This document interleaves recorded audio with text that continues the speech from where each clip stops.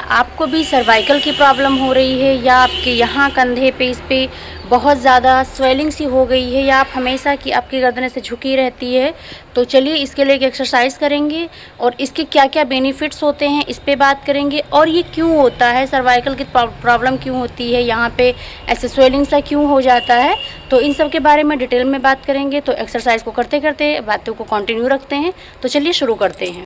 Hello everyone, मैं हूँ मीनाक्षी और आपका स्वागत है मीनाक्षी वेलनेस में। तो जैसे आपको पता है ना कि जैसे होता है बहुत, जैसे स्टार्टिंग में सर्वाइकल नहीं होता लेकिन बाद में सर्वाइकल जैसी प्रॉब्लम्स हो जाती हैं।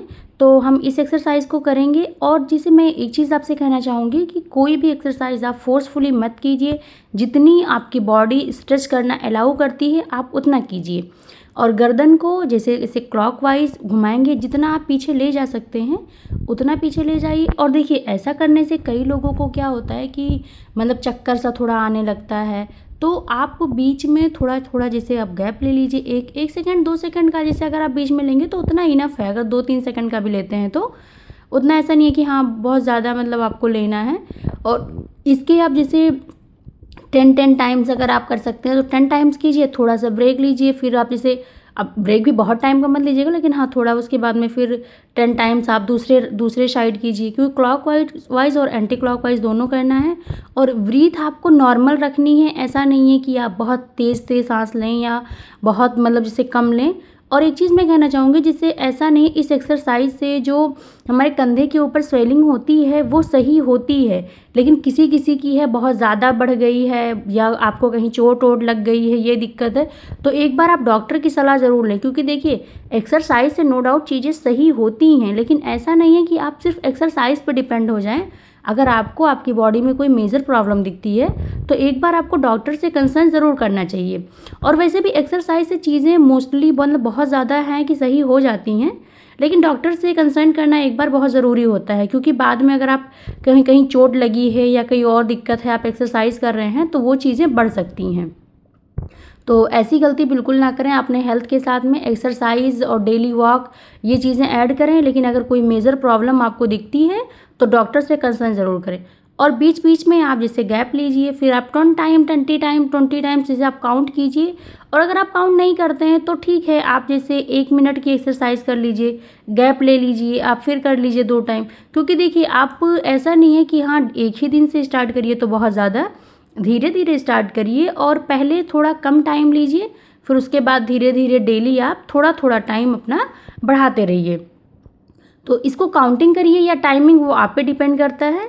और इसमें एक चीज़ होती है कि ये प्रॉब्लम होने के रीज़न क्या है कि बहुत से लोग क्या करते हैं, गर्दन झुका के मोबाइल देख रहे हैं या 2-3 पिलो लगा के बेड पे टेक लगा के देख रहे हैं, मतलब टीवी देख रहे हैं, मोबाइल देख रहे हैं, कुछ भी। तो जब बहुत ज़्यादा हमारी गर्दन झुकी होती है तो उससे भी ये दिक्कत होती है। दूसरी एक्सरसाइज है, आप अपने दोनों हाथों को जोड़िए, अपने आप दोनों फिंगर को जोड़िए और उससे जितना मतलब आप अपनी चिन को पुश कीजिए ऊपर की साइड, और जितना मतलब आप पीछे ले जा सकते हैं उतना कीजिए। आप फिर वहाँ देन 10 सेकेंड्स 20 सेकेंड्स होल्ड कीजिए, उसके बाद आप नीचे कीजिए और ब्रीथ अपनी नॉर्मल रखिए। उसके बाद में फिर से आप जैसे हर इसका भी आप 20 सेट्स, अगर कम कर रहे हैं तभी 20 सेट्स करिए।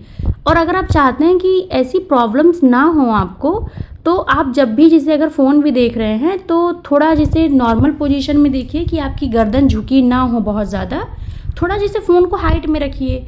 और अगर आप जैसे बेड से, बहुत से लोग क्या करते हैं कई सारे पिलो लगा के टेक लगा के देखेंगे, तो इससे भी क्या होता है, आपकी गर्दन जो होती है वो ऐसे गर्दन से ही बहुत ज़्यादा बेंड हो जाती है वो। तो इसलिए इसका भी ध्यान रखिए कि आप देखेंगे कई लोगों में होता है कि उनकी जो पीठ होती है, कह सकते हैं, वो बहुत उठी उठी सी लगती है, ऐसा लगता है जैसे कुबर टाइप का, जैसे हमारे यहाँ यही कहते हैं। तो इसके लिए आप स्ट्रेट बैठिए। और इसका हाइट पे अगर मैं कहूँ तो बहुत इफ़ेक्ट पड़ता है। जो लोग बहुत झुक के बैठते हैं उनको आप नोटिस करेंगे कि उनकी हाइट जो है वो जल्दी बढ़ती नहीं है। तो आप अपने बच्चों को जैसे घर में अगर जो भी हैं, आप भी हैं, तो खुद भी इतना झुक के मत बैठिए, नहीं तो जो हमारी रीढ़ की हड्डी होती है वो बेंड हो जाती है। तो कोशिश करिए हमेशा सीधे पोस्चर में बैठने का। इससे क्या होता है कि मतलब अगर आप सीधा बैठते हैं तो आपकी जो ये बोन होती है वो स्ट्रेच नहीं होती है और बेंड नहीं होती है।